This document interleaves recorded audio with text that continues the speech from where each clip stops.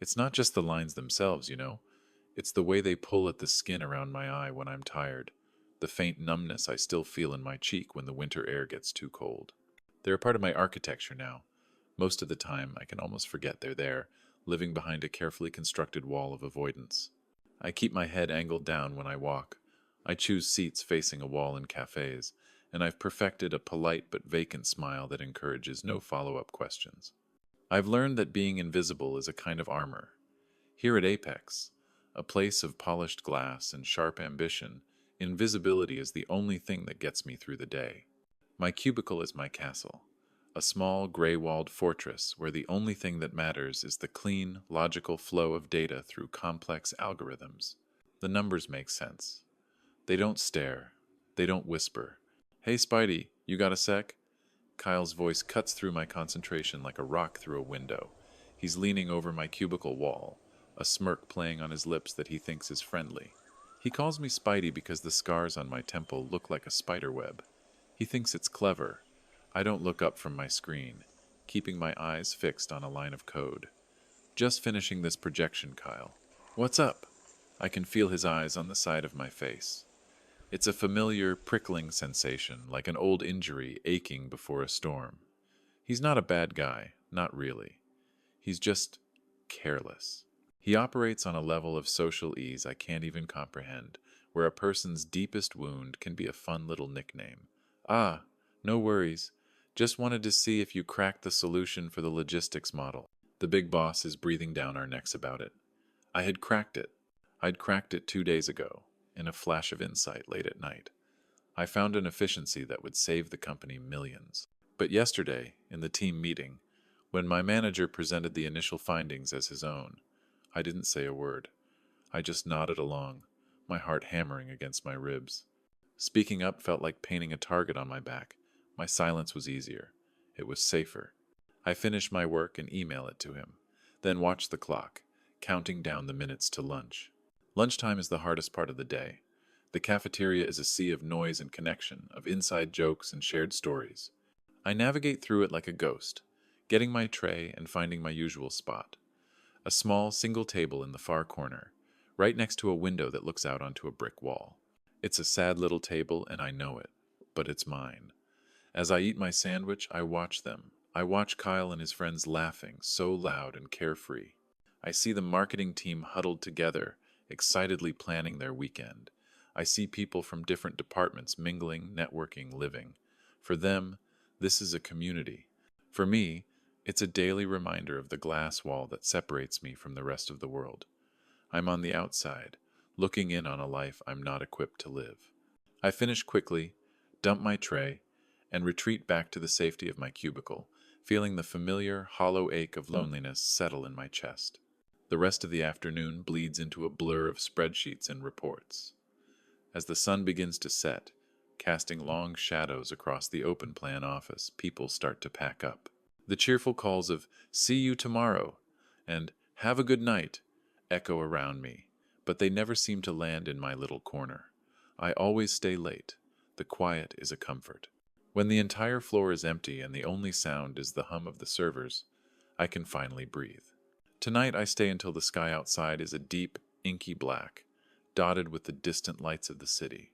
I stand up and walk over to the massive floor-to-ceiling windows. Down below, the lights of Pittsburgh glitter like a fallen constellation. It's beautiful, but I don't feel a part of it. I just feel far away. My reflection stares back at me from the dark glass, a faint, ghostly outline against the city. And there they are, the scars. Under the dim office lighting, they seem more prominent. I raise a hand, my fingers hesitating for a moment before I gently trace the jagged spiderweb pattern on my temple. This is who I am. The boy who survived. The man who hides. And in the profound, crushing silence of the 34th floor, I feel a wave of resignation wash over me. This is it. This is all it will ever be. That feeling of resignation, of being a ghost in my own life, didn't just live within the glass walls of the 34th floor. It followed me home to my small apartment, a place so sparsely furnished it felt more like a waiting room than a home. And it was there, on a quiet Saturday morning, that the past came calling. My phone buzzed on the coffee table, a name flashing on the screen that made my stomach clench with a familiar, acidic dread. Carol Becker, my adoptive mother. I stared at it, letting it ring, my mind racing through a dozen excuses to ignore it. But I knew it was pointless. Ignoring her now would only lead to a more pointed, more guilt-laden call later. With a sigh that felt like it came from the soles of my feet, I answered. Her voice was exactly as I remembered.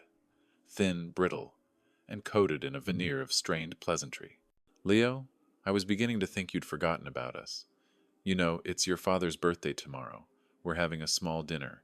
You'll be here by 5. It wasn't a question. It was a summons. The drive to their house in the suburbs was a journey back in time. Every street sign, every familiar landmark was a reminder of a childhood spent trying to make myself smaller, quieter, less of a burden. Their house looked the same as it always had. A perfectly manicured lawn, an unnervingly symmetrical garden, and a fresh coat of beige paint. It was the picture of suburban peace. But for me it was a place of profound coldness. I walked up the path, my hand hesitating over the doorbell. When Carol opened the door, she offered a smile that didn't reach her eyes. Leo, you're here. Your shirt is wrinkled. That was Carol. Never a hello or, I'm glad to see you. Just an immediate, casual critique designed to put me in my place. I stepped inside, the air thick with the smell of lemon cleaner and unspoken disappointment. Mark, my adoptive father, was in his usual spot, sunk into a leather armchair, his eyes glued to a golf tournament on the TV. He grunted in my direction without turning his head. That was his welcome. Dinner was a master class in passive aggression. Carol asked questions she already knew the answers to. Still in that same little apartment? Still single? I saw on social media that your cousin just got engaged. He's younger than you know. Every sentence was a comparison, and I was always on the losing end. Mark only chimed in once, during a lull in the conversation. He looked over at me, his gaze sweeping over me with clear disdain, and said to Carol, as if I wasn't even there, still throwing money away on that tech job. I told him he should have gone into a trade. At least then he'd have something to show for himself. He shook his head and turned back to the TV. Just a disappointment. The word just hung in the air, sharp and heavy. I didn't defend myself. I never did. I just focused on eating my dry roast chicken, feeling the walls of the quiet, lonely boy I used to be closing in around me. The only light in that suffocating place was Chloe, my adoptive sister. She arrived late from her university classes, bursting into the house like a gust of fresh air. She was 5 years younger than me, but sometimes she felt like the older sibling. Her eyes, bright and full of a life that hadn't been stamped out, found mine across the room, and she gave me a huge, genuine smile. "Leo, you came!" She threw her arms around me in a hug that felt like the first real human contact I'd had all week. During dinner, she was my defender. When Carol criticized my job, Chloe jumped in to talk about a fascinating article she'd read on data science. When Mark grumbled about my generation, she expertly changed the subject to the weather. She built a buffer around me with her warmth and quick wit, and for that I was endlessly grateful. As I was getting ready to leave, eager to escape back to my solitude, Chloe caught me at the door. "Hey, wait up," she whispered, glancing back toward the living room to make sure our parents couldn't hear. She pressed a crumpled $20 bill into my hand. I tried to give it back. "Chloe, no, I'm fine." She closed my fingers over it, her expression serious. "Don't be stupid. You look tired, and I bet you're living off coffee and instant noodles. Go buy yourself a real meal." She looked at me, her eyes softening. "They're wrong about you, you know. All of it." Her words were a lifeline. I nodded, unable to speak, the lump in my throat too thick. Driving away from that house, I felt the usual wave of exhaustion and relief. But this time, there was something else. I looked at the crumpled bill in my cup holder. It wasn't about the money. It was about the fact that someone saw me. Not the disappointment, not the quiet guy with the scars, but me. And in the lonely landscape of my life, Chloe's love was the one true thing I could hold on to. It was my anchor in a cold, indifferent sea. The anchor of Chloe's kindness got me through the next few days. A small warm stone in my pocket that I could touch whenever the chill of my life became too much. Work was a welcome distraction, a place where I could drown my feelings in logic and code. The week was unremarkable, a blur of meetings and datasets, until an email from my manager landed in my inbox on Thursday afternoon. The subject line was bland: Site Survey, West End Telecom Hub. Apex was bidding on a massive city contract to overhaul outdated network infrastructure, and someone needed to go to the old hub to physically verify some ancient server specs. Since I was the one who had flagged the data discrepancy, the joy of a site visit was all mine. I pulled up the address on a map, and a jolt went through me, cold and sharp. The hub was located in the borough of Sheridan, my old neighborhood, the one I hadn't set foot in for 20 years. The next day, as I drove west, it felt like I was crossing a border, not just between neighborhoods, but between eras of my life. The gleaming skyscrapers of downtown Pittsburgh gave way to the rusty skeletons of old steel mills, and then to the tight-knit streets of working-class homes. The houses grew older, their brick facades faded, their porches sagging slightly. I saw ghosts on every corner. The boarded-up convenience store where my mom used to buy me comic books.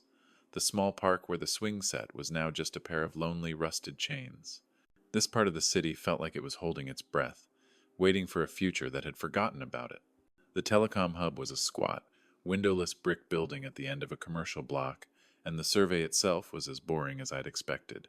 I spent an hour in a dusty, climate-controlled room, taking pictures of server racks and verifying serial numbers. My work was done. I could have gotten back in my car and driven straight back to the sterile comfort of the 34th floor. I should have, but I didn't. Some invisible string was pulling at me, a dull ache in my chest that had nothing to do with the past and everything to do with it.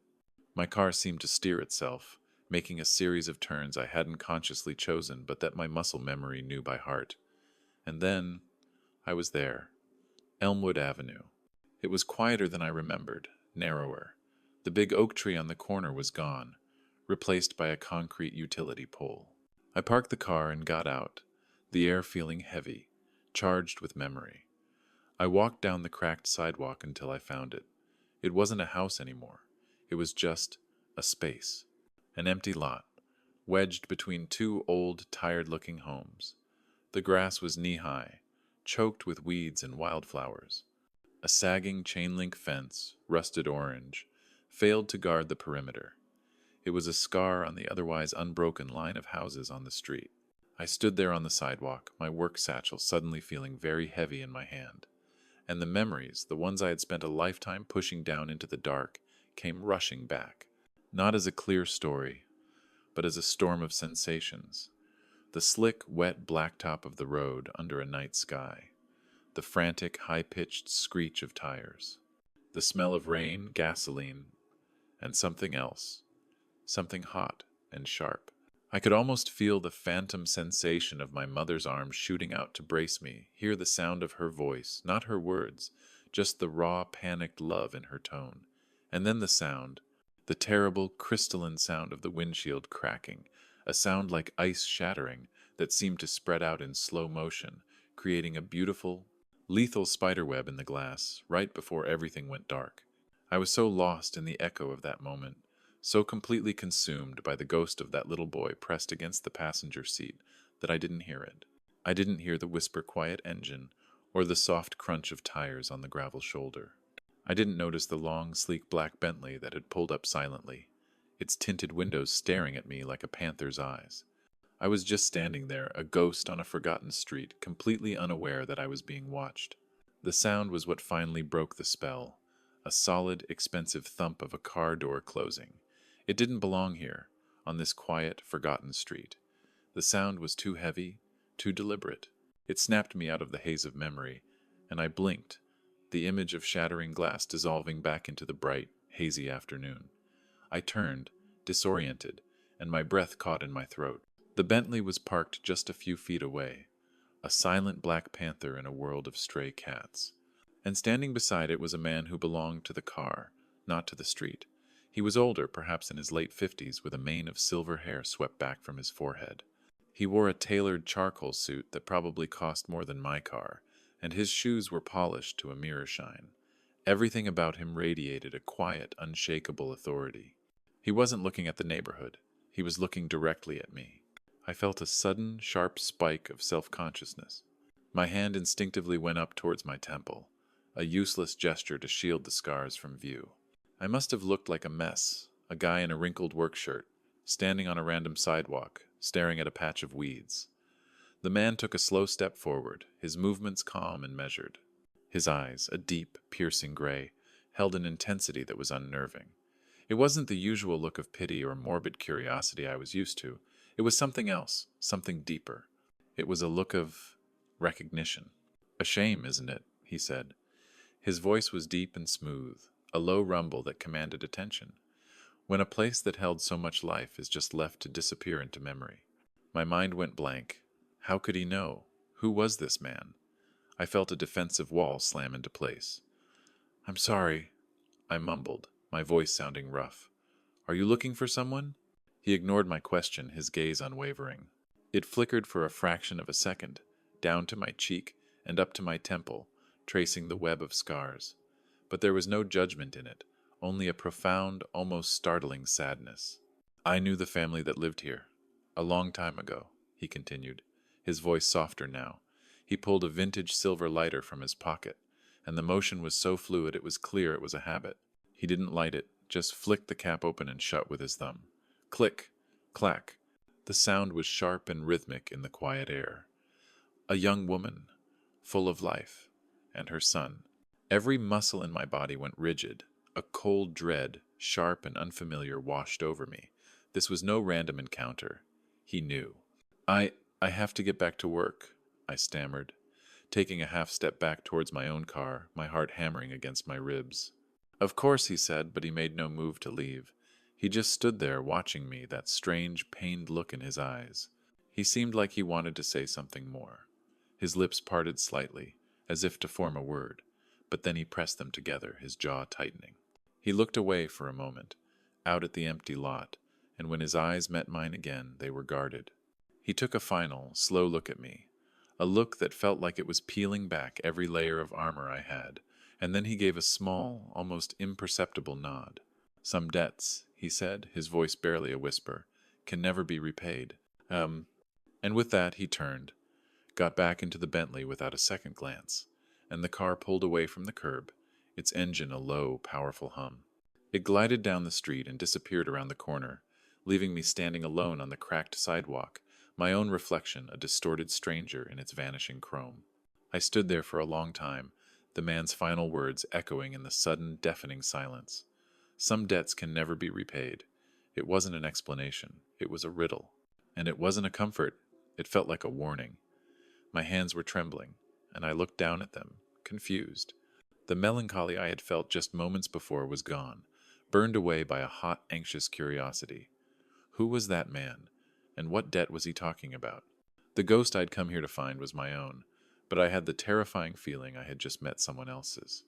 The man in the Bentley haunted me. For the next week, his face was a ghost behind my eyes, his cryptic words an echo in the back of my mind. Some debts can never be repaid. I replayed our brief, bizarre conversation 100 times, trying to decipher its meaning, searching for a logic that wasn't there. The encounter had left a crack in the foundation of my quiet, predictable life, and I felt a constant, low-grade hum of anxiety I couldn't shake. This made the impending arrival of the annual Apex Innovations Gala feel less like a social obligation and more like a looming ambush. Before, I dreaded it for the usual reasons: the forced small talk, the suffocating crowds, the feeling of being an alien in a room full of people who belonged. Now a new fear was mixed in the terrifying possibility that I might see him there. I didn't even know his name, but I was certain he was part of this world of wealth and power, a world I was only allowed to visit on a technicality. The night of the gala, I stood in front of the mirror in my small apartment, tugging at the collar of my ill-fitting suit. It was the only one I owned, bought off the rack years ago for a college career fair. It felt cheap and stiff, a costume that did a poor job of hiding the fact that I didn't belong. I had spent a full 10 minutes trying to style my hair to fall just so over my temple, a pathetic attempt to obscure the worst of the scars. Giving up, I took a deep breath and headed out into the night, feeling like a soldier marching toward a battle I had already lost. The ballroom of the hotel was another universe. A symphony of clinking champagne flutes, hushed laughter, and the gentle melody of a string quartet filled the cavernous space. Men in sharp, tailored tuxedos and women in shimmering gowns moved with an easy, confident grace. And then there was me, a ghost in a cheap suit, clutching a glass of sparkling water like a shield. I found a spot in a dimly lit corner, partially hidden by a large potted fern, and began my usual routine. Observe, but do not engage. I scanned the crowd, my heart thumping a nervous rhythm against my ribs. I saw my manager, laughing with some executives. I saw Kyle, who caught my eye for a moment, and gave me a look that was a strange mix of pity and amusement before turning back to his friends. And I searched for a face with silver hair and piercing gray eyes, but saw nothing. Maybe he wasn't here. The thought brought a wave of both relief and a strange, unexplainable disappointment. I was so focused on my search that I didn't notice the circle closing in on me until it was too late. Well, well, look what we have here. The voice was slick with arrogance. I looked up and my stomach dropped. It was Ethan Croft, the son of the company's founder and CEO. He was handsome, immaculately dressed, and radiated the kind of supreme confidence that comes from never being told no in your entire life. He was flanked by two other junior executives who mirrored his smug smirk. I must have missed the memo that Apex was branching out into horror movie casting. Ethan continued, his voice loud enough for the people nearby to turn and look. My face flushed hot with shame. I tried to mumble something, an excuse to leave, but the words wouldn't form. Ethan took a step closer, his eyes zeroing in on my scars with theatrical disgust. Seriously, who let you in? We have brand standards to maintain. He was playing to the small crowd that was now gathering, their faces a mixture of shock and cruel amusement. He reached out, and before I could react, he jabbed a finger right at my temple, tapping the scarred skin. What is that anyway? Did you get into a fight with a windscreen? Tell me, Spider-Face, does looking in the mirror ever make you sick? The nickname, so childish and yet so viscerally cruel, hit me like a physical blow, and then came the laughter. It started with Ethan's friends, then spread to the onlookers. It wasn't a quiet snicker, it was a wave of open, unrestrained mockery. In that moment, the entire vast ballroom seemed to shrink until it was just me, standing under a spotlight of humiliation, my skin on fire. The music, the conversations, everything faded into a dull roar. All I could hear was that laughter, and all I could feel was the phantom touch of his finger on my face. My carefully constructed walls, my armor of invisibility, it all shattered. I was just a scared, broken thing in a cheap suit, and everyone could see. I stood there, frozen, unable to move, unable to breathe, wishing the floor would just open up and swallow me whole. Time seemed to slow down and stretch, each tick of the clock a separate hammer blow of my own heartbeat. The laughter washed over me, a filthy tide threatening to pull me under. My vision tunneled, the edges blurring to gray, and I could feel a familiar cold numbness spreading through my limbs. My body was preparing to flee, to do what it had always done, run and hide. I took a half step back, my heel catching on the plush carpet, ready to turn and melt back into the shadows, and never, ever return. But through the roar of my own humiliation, a voice cut through the air, sharp and clear as shattering glass. That is enough. The voice wasn't loud, but it carried an absolute, unquestionable authority that silenced the room in an instant. The laughter choked and died in people's throats. Conversations halted mid-sentence. A wave of silence rippled out from the corner where I stood, expanding until the entire vast ballroom was holding its breath. The crowd parted, and through the gap strode the man from the Bentley. The man from Elmwood Avenue. He moved with a purpose that was terrifying, his face a mask of cold, controlled fury. As he got closer, I heard the whispers ripple through the onlookers. It's Mr. Croft. Julian Croft. The name hit me with the force of a physical impact. Croft. Like Ethan Croft, the CEO, the founder, the man whose company logo was on my pathetic little ID badge. My mind stuttered, unable to process the impossible truth. Ethan, oblivious to the storm he had summoned, actually laughed. "Dad, relax," he said, gesturing dismissively at me. "We were just having a little fun. It's not like he matters." Julian Croft did not stop until he was standing directly in front of his son. He looked from Ethan's smug face to my stunned one, and in his eyes, I saw a flash of pain so deep it was bottomless. And then he moved. It was a single, swift motion. He raised his hand and slapped his son hard, across the face. The sound was like a gunshot in the dead, silent room.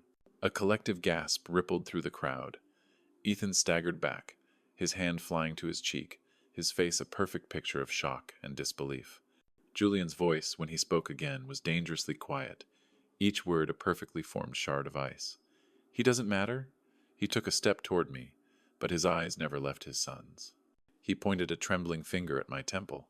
"You see these scars you find so amusing? The ones you just put your filthy hands on?" He paused, letting the weight of his anger settle on the room. He got them the night his mother, Eleanor Vance, was killed in a car crash on Elmwood Avenue.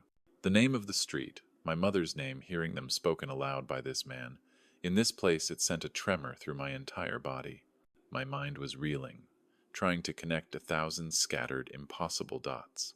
Julian Croft took another step, his voice dropping even lower, laced with a pain that was 20 years old. "She was trying to get back to me." He let that sentence hang in the air for a heartbeat, a confession and a condemnation all in one.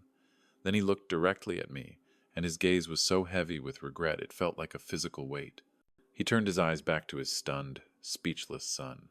"Because that man," he said, his voice finally breaking with a raw, ragged emotion that silenced every last whisper in the room. "That man you just humiliated is my son." The world stopped. It simply ceased to exist. My son.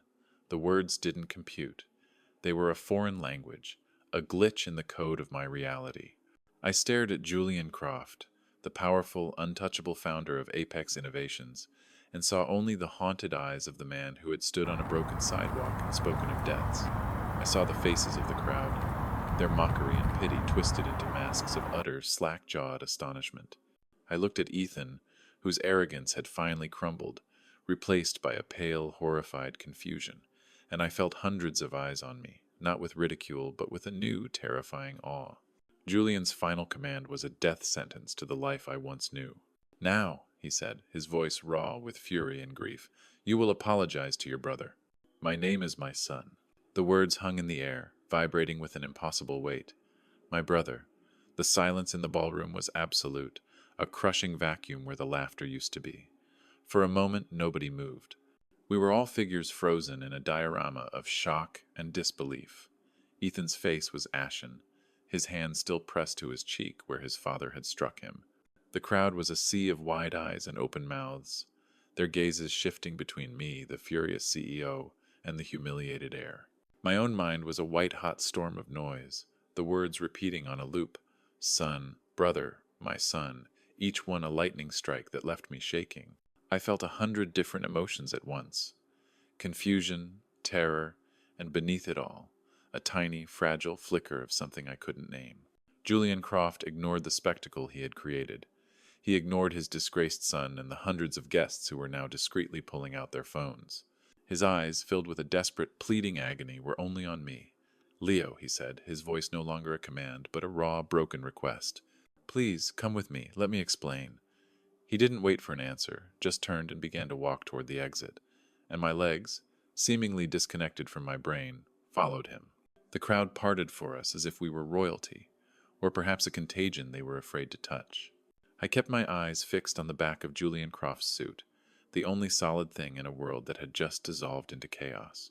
I could feel the stairs on my back, could hear the explosion of frantic whispers erupting behind us, but it all sounded like it was happening underwater.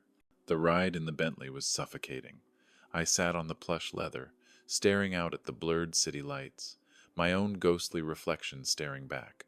My mind was a broken machine, trying and failing to process the input. Julian Croft was my boss. He was the man from the street. He was Ethan's father. He was my father. The concepts were so wildly incompatible that they simply broke. Julian gripped the steering wheel, his knuckles white.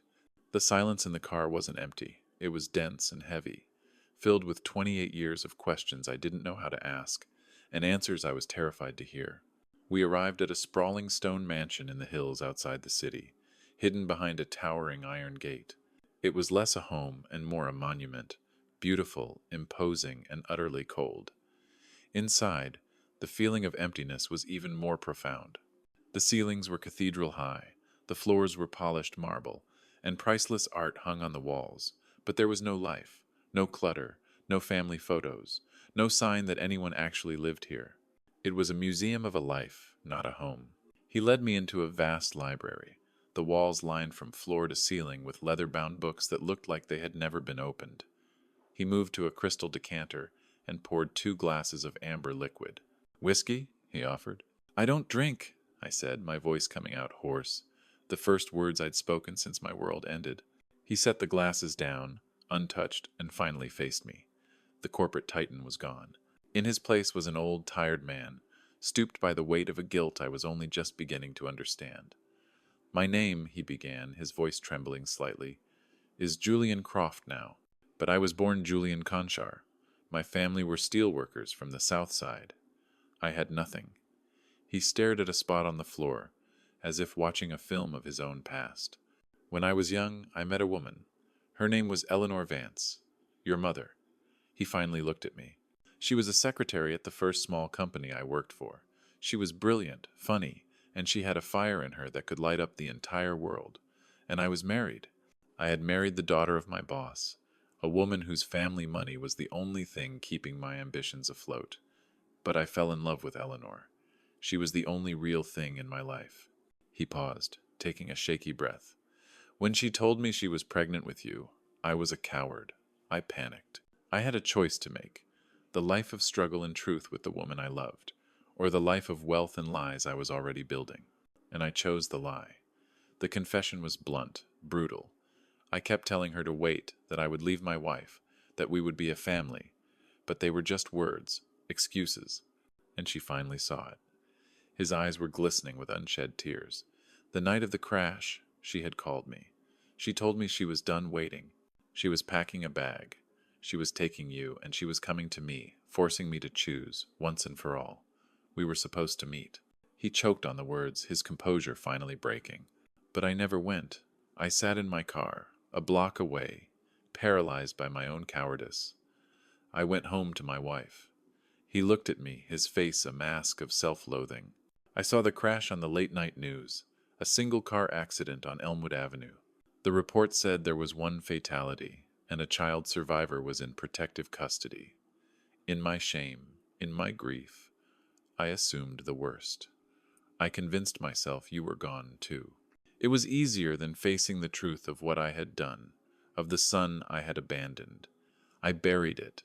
I buried you. I never looked back, until I saw a ghost standing on that same street a week ago." The story finished, and the silence that followed was a living thing, filled with the ghosts of my mother, of the boy I was, and the man I could have been. The shock inside me had finally burned away, leaving behind the hot, searing core of my anger. It rose in my throat, thick and choking. I looked at this man, this stranger who was my father, and I looked around at the cold, magnificent prison he had built for himself. I finally found my voice, and it was filled with a bitterness that was 28 years in the making. "So you let her die," I said, the words sharp and steady, "and you left me. For this?" My accusation hung in the opulent air of the library, sharp and glittering as the crystal decanters on the bar. "You left me. For this?" Julian Croft flinched as if I'd slapped him. The self-loathing on his face was absolute, but it brought me no satisfaction. He didn't offer an excuse or a defense. He just nodded slowly, accepting the full, crushing weight of my words. "Yes," he whispered, his voice hoarse. "And it was the gravest mistake of my life. There hasn't been a single day in 28 years that I haven't paid for it." He took a step toward me, his hands raised in a gesture of supplication. "Leo, I can't change the past. I can't give you back your mother, but I can give you a future. Anything you want. A house, a car, a position at the company. I've set up a trust for you. It's all yours. Please, just let me—" "Buy me," I cut him off, the anger inside me finally erupting into a clean, hot flame. "You think that's what this is about? You think you can write a check and erase the last 28 years? I let out a laugh, but it was a harsh, bitter sound that held no humor. "You have no idea who I am. You didn't care enough to find out if I was even alive, and now you want to throw money at me to absolve your guilt?" I backed away from him, shaking my head, the sterile grandeur of the room suddenly feeling suffocating. "Keep your money. I don't want it. I don't want any of this." I turned and walked out of the library, leaving him standing there amidst the silent, leather-bound witnesses to his failure. I didn't look back. I strode through the marble hall, out the massive front doors, and didn't stop until I was back in my car, speeding away from the mansion on the hill, away from the man who was my father. I didn't go home. My apartment, my quiet little box, didn't feel safe anymore. It felt like it belonged to a person who no longer existed, so I just drove. I drove for hours, with no destination, the city lights of Pittsburgh smearing into abstract streaks of color through my tear-blurred windshield. My entire life story had been a lie, a placeholder for this bigger, uglier truth. The car crash wasn't just a tragedy. It was the result of a betrayal. My lonely childhood wasn't just bad luck. It was the consequence of a man's cowardice. The anger was a fire in my gut, but beneath it was a profound, disorienting grief. I was mourning the father I never knew I had and hating him at the same time. It was almost 2 in the morning when I finally found myself parked outside a small walk-up apartment building near the university. The lights were still on in one of the second-floor windows. Chloe's window. I stumbled out of the car and up the stairs, my knuckles rapping on her door before I had even fully decided to knock. When she opened it, she was in pajamas, her hair in a messy bun. The sleepy confusion on her face vanished the second she saw me. "Leo? Oh my God, what happened?" She pulled me inside without another word, her expression a mask of pure concern. And in the safety of her small, cluttered, and wonderfully warm apartment, I finally broke. The story came pouring out of me in a torrent of broken sentences and raw emotion. The gala, Ethan's cruelty, the impossible appearance of Julian Croft, the slap, the revelation, the confession in the library. I told her everything. She listened, her eyes wide, her hand resting on my arm, grounding me. She didn't interrupt once. When I was finished, the silence was filled only by the sound of my own ragged breathing. Her first words weren't about the money or the power. Her voice was shaking with a quiet, protective fury. "That coward," she whispered. "He left you. He left you all alone." Hearing her say it, feeling her anger on my behalf, was more validating than anything else in the world. "What do I do now, Chloe?" I asked, my voice barely a whisper. "He wants to be in my life. He wants me to. I don't know what he wants, but how can I ever forgive him for what he did?" She got up and went to her tiny kitchen, putting a pan on the stove. As she made me grilled cheese, the simple, comforting smell filling the room, she spoke.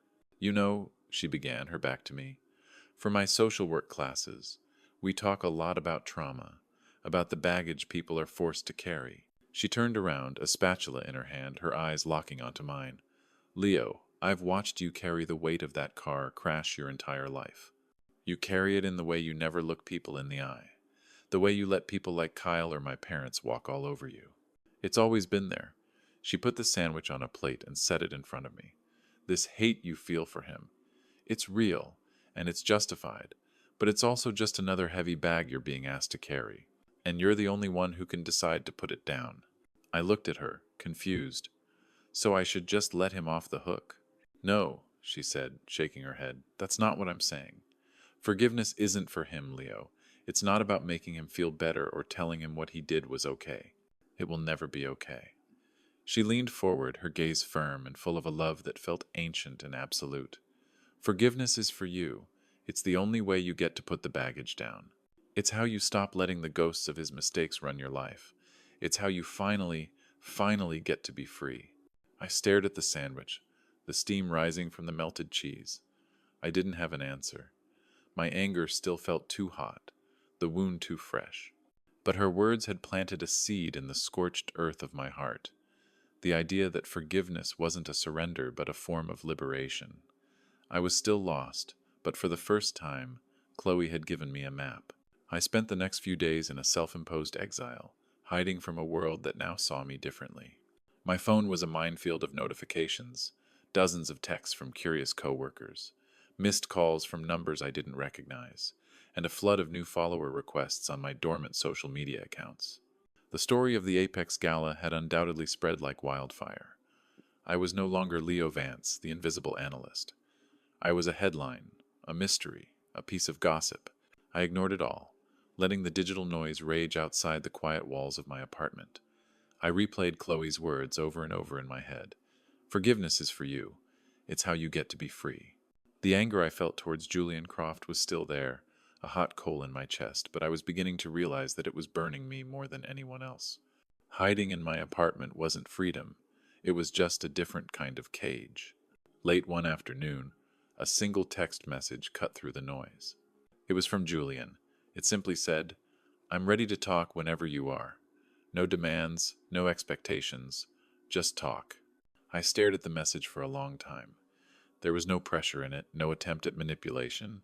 It was just an open door, and I knew with a certainty that surprised me that I had to walk through it. Not for him, for me. I deserved answers. I deserved more than the fractured memories of a 4-year-old boy. Taking a deep, stabilizing breath, I typed back a reply, my fingers clumsy but determined. "There's a place called the Highland Diner on 5th, tomorrow, 10 a.m. If you want to talk, we can talk there." The choice was deliberate. The Highland was a classic Pittsburgh diner, a long counter, worn red vinyl booths, and the smell of coffee and bacon thick in the air. It was a world away from his mansions and boardrooms. It was real. It was my turf. When he walked in the next morning, he looked as out of place as I had felt at the Gala. He wore another impeccably tailored suit, but he seemed smaller here, stripped of the aura of power he commanded in his own environment. He slid into the booth opposite me, his movements cautious, his eyes searching my face for a sign. "Thank you for coming, Leo," he said, his voice low. I had rehearsed my opening line a dozen times. "I want to be clear," I said, my voice steadier than I expected. "I don't want to talk about money, or the company, or trust funds. If that's why you're here, I'm leaving right now." He raised his hands in a gesture of surrender, shaking his head immediately. "No, I understand. I was wrong to offer that. I just want to talk." The waitress came over, and the absurdity of the moment hit me as Julian Croft, CEO of Apex Innovations, ordered a simple black coffee. He didn't speak again until the coffee came. He wrapped his hands around the warm ceramic mug, as if drawing strength from it. "I was wrong about something else too," he said, his gaze fixed on the table. "In the library I told you the story of my failure, but I didn't tell you the story of your mother." He reached into the slim leather briefcase he'd placed beside him and pulled out something that wasn't a contract or a legal document. It was a small, worn, leather-bound photo album. He pushed it gently across the table toward me. I thought you deserved to know who she was, not just how she died." My hand trembled as I opened it. The first picture was of a young woman with a cascade of dark, curly hair and a smile so bright it felt like it could generate its own light. She was beautiful. She was my mother. "Her name was Eleanor," Julian said softly, and as he began to speak, the years of pain and regret seemed to fall away, replaced by the simple, profound ache of memory. He told me stories. He told me how she had a terrible singing voice, but would belt out songs on the car radio with complete abandon.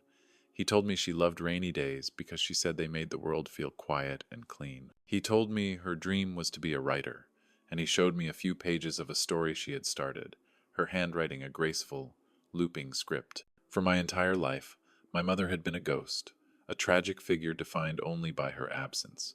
But Julian's stories gave her color, texture, and life. He was giving me back the person, not just the parent. He turned a page in the album, revealing a single candid photo. She was sitting on a picnic blanket, her head thrown back in a full, joyous laugh, the sun catching in her hair. "I took that one," Julian said, his voice thick with emotion, "in Shenley Park. It was the first time she told me she loved me." I stared at the photo, at the unrestrained happiness on her face, and I felt the hard, protective shell around my heart begin to crack. For the first time, I saw a flicker of the man she must have loved. Not the coward who chose ambition, but the man who had inspired a laugh like that. The anger was still there, a deep and stubborn root, but now it was tangled with something new, a profound, aching grief for the woman I never knew, and a fragile, terrifying sprout of hope. Julian slid the photo out from its plastic sleeve and pushed it across the table. "You should have this," he said. I picked it up, my fingers tracing the outline of her smiling face. I didn't say thank you. I wasn't ready for that. But as I left the diner, leaving Julian sitting alone in the booth, I clutched the photograph in my hand, like the precious, impossible treasure it was. It wasn't forgiveness, but it was a start. The photograph of my mother became my talisman. In the quiet solitude of my apartment, I would look at it, tracing the lines of her joyful, laughing face, and feel a connection to a past that was finally mine. It wasn't forgiveness, not yet, but it was a bridge, a fragile, tentative path across the chasm that Julian Croft's choices had carved through my life. For the first time, I felt like I was walking towards something, not just running away, but I couldn't stay hidden forever. The world that had been turned upside down by Julian's revelation was waiting for me, and sooner or later, I had to face it. My return to Apex Innovations was like walking into my own wake. The moment I stepped out of the elevator, a hush fell over the 34th floor. The normal morning chatter died, replaced by a symphony of sidelong glances and suddenly averted eyes. People who had looked through me for years now stared at me with a potent mixture of curiosity, awe, and fear. Kyle, who had once called me Spidey with casual cruelty, practically tripped over himself to hold the door for me, a sickeningly sweet, nervous smile plastered on his face. "Hey, Leo. Great to have you back, man. We missed you." The phoniness was so thick, I could have choked on it. I was the same person I was 2 weeks ago, but now I was anointed, marked by a power they respected, and it made me feel more isolated than ever. I was no longer the invisible man. I was an exhibit. I tried to lose myself in my work, to find the familiar comfort in the clean logic of numbers, but the peace wouldn't come. Just before lunch, my desk phone rang. It was the receptionist from the main lobby, her voice flustered. "Mr. Vance? You have some visitors. A Mark and Carol Becker? They say they're your parents." The word parents sent a jolt of ice through my veins. My first thought was that there must be something wrong with Chloe. My second, as a wave of nausea rolled over me, was that they had seen the news. Of course they had. The story, leaked by someone at the Gala, had been thinly veiled in a local society blog. Apex CEO Julian Croft claims secret heir in dramatic Gala showdown. I told the receptionist to send them up, my heart hardening into a cold, heavy stone in my chest. When they stepped onto the floor, they were a jarring tear in the corporate fabric of the office. Mark, in a faded polo shirt, gawked openly at the high ceilings and glass walls. Carol clutched her worn purse to her chest, her eyes darting around until they landed on me. Her face contorted into a mask of tearful, maternal concern. "Leo, oh my baby," she cried, rushing toward my cubicle and throwing her arms around me in a hug that was stiff and utterly devoid of warmth. "We saw the news. We were so worried. To think of everything you've been through. All alone. We're just so proud of the man you've become." I stood there, rigid in her embrace, the smell of her cheap perfume filling my nostrils. The performance was so blatant, so grotesquely false, it was almost impressive. When she finally pulled away, she dabbed at her dry eyes with a tissue. Mark stepped forward, clapping me awkwardly on the shoulder. "Quite the setup you've got here, son.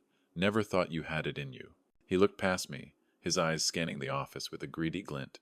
I didn't invite them to sit, I just stood there waiting. "What do you want?" I asked, my voice flat. Carol's smile faltered for a second. "What do we want? We just wanted to see our son, to make sure you're okay." She reached out to pat my arm, and I instinctively pulled it away. "Leo, family has to stick together," she said, her voice taking on a whiny, wounded tone. "Even Chloe agrees that you should be helping us now. Family helps family." The lie was so audacious it almost took my breath away, using Chloe, my one true connection, as a weapon against me. That was Mark's cue. He dropped the pretense, his expression hardening into the familiar, resentful look I knew so well. "Look," he said, his voice low and firm. "We didn't have it easy. Raising a kid costs money, especially a kid with issues. We sacrificed a lot for you for 18 years. Now that you're in this new situation," he gestured vaguely around the office, "with a man like that for a father, well, it's only fair. We think you owe us a little compensation for all our trouble." There it was. The reason for the fake tears and the awkward hug. Not love, not concern. A bill. They had come to present me with the bill for my own miserable childhood. I looked at their faces, Carol's, twisted with manipulative sentimentality, and Mark's, hard with entitled greed, and the hot coal of anger in my chest began to glow. The years of quiet resentment, of swallowed insults and buried pain, all of it began to churn inside me. They saw my silence, my stillness, and mistook it for the same weakness they had always preyed on. But it wasn't weakness. It was the calm before a storm that had been brewing for a lifetime. Mark's words hung in the air between us, so crude and shameless they seemed to suck all the oxygen out of the room. Compensation for our trouble. The audacity of it was breathtaking.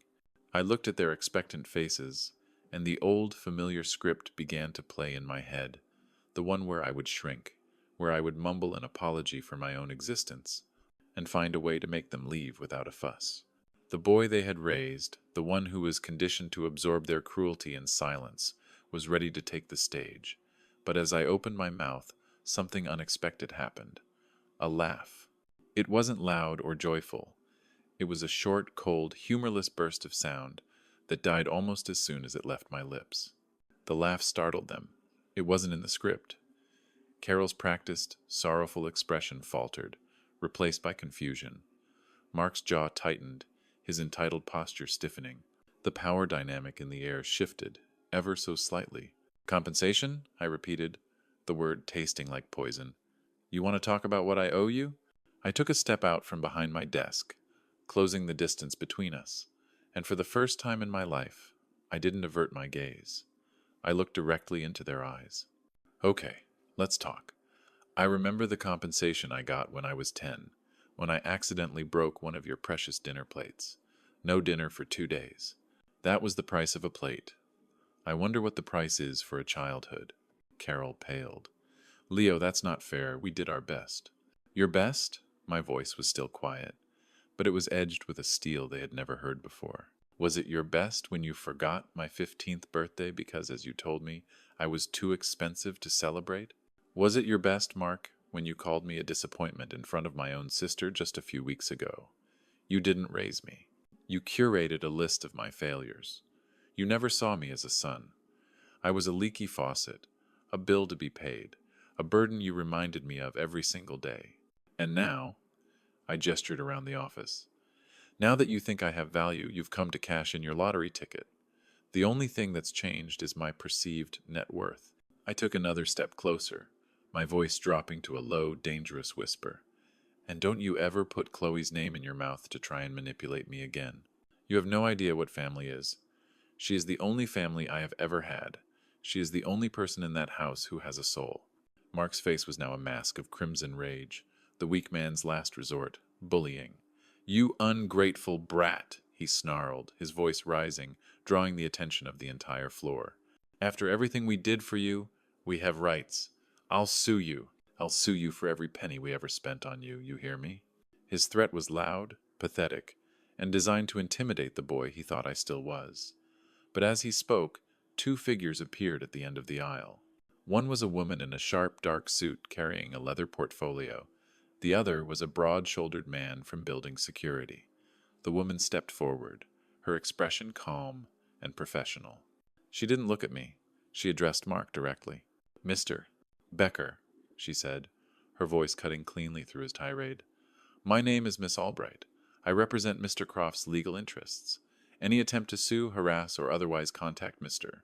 Vance will be met with a countersuit for 20 years of emotional distress and financial malfeasance regarding his state-provided foster care stipend. I have the documentation right here. Do you wish for me to continue? Mark's jaw snapped shut. The color drained from his face. He looked from the lawyer's implacable face to mine and saw no weakness, no fear. He saw a closed door. The lawyer had disarmed him, but I knew the final words had to be mine. This was my battle to win. I looked at these 2 people, the architects of my deepest pains, and I felt nothing but a vast, empty pity. The fear was gone. The anger was gone. All that was left was the truth. The only debt I have is to my sister, I said, my voice clear and steady, ringing in the silent office. To you, I owe nothing. I held their gaze for a beat longer, letting the finality of the words sink in. Now, get out, and never contact me again. They didn't say another word. Carol looked down, defeated. Mark just stared, his mouth agape. The security guard gestured, and they turned, walking the long, humiliating path back to the elevators under the silent, watchful eyes of my colleagues. As they disappeared from view, a profound quiet settled over me. I wasn't happy. I wasn't triumphant. I was just light. A weight I hadn't even realized I was carrying. A massive, crushing burden had been lifted from my soul. I stood there, in the middle of the 34th floor, and for the first time in my entire life, I felt completely and utterly free. A year can change everything. It doesn't erase the scars, but it gives them time to fade from a raw, angry red to a quiet, silvered white. It doesn't silence the ghosts of the past, but it teaches you how to live alongside them. The year that followed my confrontation with the Beckers was a year of quiet, deliberate construction. After they were escorted from the building, the office gossip eventually died down, replaced by a new, grudging respect. I was no longer an exhibit, I was just Leo. And Leo, it turned out, was very good at his job. I didn't hide in my cubicle anymore. I spoke up in meetings, I challenged flawed models, and I led projects with a confidence that felt both foreign and completely natural. I was promoted, not because of my last name, but because the work I did was undeniable. Today, I have an office with a door, and I'm leading a team of analysts. In our morning meeting, a junior analyst, a young woman fresh out of college, nervously pointed out a potential error in my logic. The old me would have seen it as a threat, but I just smiled. "You're right," I told her in front of everyone. "That's a brilliant catch. Rework the projection with that variable, and lead with it in the presentation this afternoon." The look of relief and pride on her face was worth more than any promotion. My relationship with Julian settled into a new, quiet rhythm. We met for dinner once a week, not at fancy restaurants, but at the same simple diner where we'd had our first real conversation. We talked about books, about politics, about the city. We talked about everything except the one thing that always sat between us. He was trying, in his own way, to be a father. One afternoon he called me up to his office on the 40th floor. It was a vast corner suite with a panoramic view of the three rivers. "You've earned this, Leo," he said, gesturing around the opulent space. "There's a VP office right next door. It's yours if you want it." A year ago, I might have been tempted, but I just shook my head. "Thank you, Julian, but I need to do this my way. I spent 28 years being invisible. Now I just want to be seen for the work I do, not for the name on my birth certificate." He looked disappointed for a moment, but then a slow, respectful smile spread across his face. He understood. It was in that moment of mutual understanding that I decided to show him what I'd been working on. I pulled a folder from my briefcase and laid it on his desk. "I don't want your office," I said, "but I do need your help with something else." "Oh." Inside the folder was a detailed proposal, complete with financial models and mission statements. At the top of the first page were the words, "The Eleanor Vance Scholarship." I explained my vision. A fully funded scholarship program for underprivileged students from the forgotten neighborhoods of Pittsburgh. Kids who were smart and driven but had been dealt a bad hand. Kids who, like me, had been told they were a burden or a disappointment. It wouldn't just be about tuition. It would provide mentorship, career counseling, a real foundation for a future they couldn't otherwise afford. It was a way to honor my mother's memory, to turn the tragedy of her story into a source of hope for others. Julian read through the proposal, his face unreadable. When he finished, he looked up at me, and I saw something in his eyes I had never seen before, a pure, unconflicted pride. "This is your dream, isn't it?" he asked, his voice thick with emotion. "It's my way of building something that matters," I replied. He didn't just offer to write a check. He offered his expertise. He helped me navigate the complex legalities of establishing a nonprofit foundation. He connected me with educational leaders and philanthropists. But he was adamant about one thing. "This is yours, Leo," he insisted. "Your name, your vision." Today, the foundation's website went live. I sat in my office, looking at the homepage. There was the logo, a simple, elegant design with my mother's name at its heart. Below it, a picture of the first recipient, a brilliant young woman from Sheridan who wanted to be an engineer. My past was a story of abandonment and loss. But looking at that screen, I knew I had finally started to write a new chapter. I was taking the broken pieces of what I had lost and building a new foundation, one that would hopefully give others the chance I never had. The Eleanor Vance Scholarship wasn't just a foundation, it was an anchor. It grounded me, giving the chaos of the past year a clear and tangible purpose. The first recipient, a brilliant young woman named Maria who wanted to be a software engineer, was a mirror of a younger, more hopeful me I never got the chance to be. We met for coffee once a month. In our first meeting, she was so nervous she could barely look me in the eye, her hands trembling as she clutched her cup.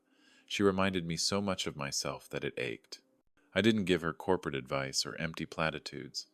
I just told her my own story, not the headline version, but the real one. I told her about feeling invisible, about being afraid to speak up, about believing you weren't worthy of the space you occupied. The most important thing you can do, I told her, leaning forward, is trust your own voice. It's the only one that truly matters. As I watched the understanding and relief dawn on her face, I realized I wasn't just mentoring her. I was finally speaking to the scared, scarred boy I used to be. After our meeting, I sent a quick photo of the two of us to Chloe, with the simple caption, "Look what you helped build." Her reply came back almost instantly. "She's lucky to have you, big brother." I'm so proud. Her words were, as always, the truest north on my compass. My relationship with her was the one thing that had never been complicated, the one pure and steady light. My dinners with Julian continued. We still didn't use the word father or son very often. It felt too heavy, too loaded with a past we couldn't change. We were just Julian and Leo, two men with a shared tragic history, trying to build a new foundation out of the rubble. I didn't need him to be the father I'd lost anymore. In a strange way, by letting go of that expectation, I was finally able to see him for who he was, a flawed, repentant man who was trying, in his own quiet way, to make amends. The debt he spoke of on Elmwood Avenue could never be repaid, but we were both learning that some things weren't meant to be paid back, only carried forward differently. Tonight, I came home to my apartment. It was no longer the empty, transient space it once was. Bookshelves lined one wall, green plants sat on the windowsill, and on my desk, in a simple silver frame, was the laughing face of my mother. It was a home. I went into the bathroom to wash up, and I caught my reflection in the mirror under the soft light. For most of my life, I had avoided this moment. I had dodged my own reflection, flinching away from the person staring back, but tonight I didn't. I just looked. I saw the spiderweb of scars on my temple, the faint white lines that told the story of a terrible night.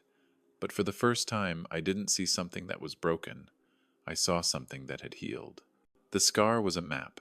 It was the map of a mother's love, of a boy's survival, of a man's long, painful journey out of the shadows. It didn't define me, but it was a part of me. It was the mark of a past I had finally stopped running from. The hate, the shame, the loneliness. They were all just ghosts now, and I was no longer afraid of them. And as I stood there, looking into my own eyes, a slow, genuine smile spread across my face. It wasn't the forced, polite smile of the invisible man, or the bitter, angry smirk of the victim. It was just a smile, quiet, real, peaceful. I was no longer the kid picked from the ashes or the secret son of a billionaire. I was just Leo. And for the first time in my life, that was more than enough.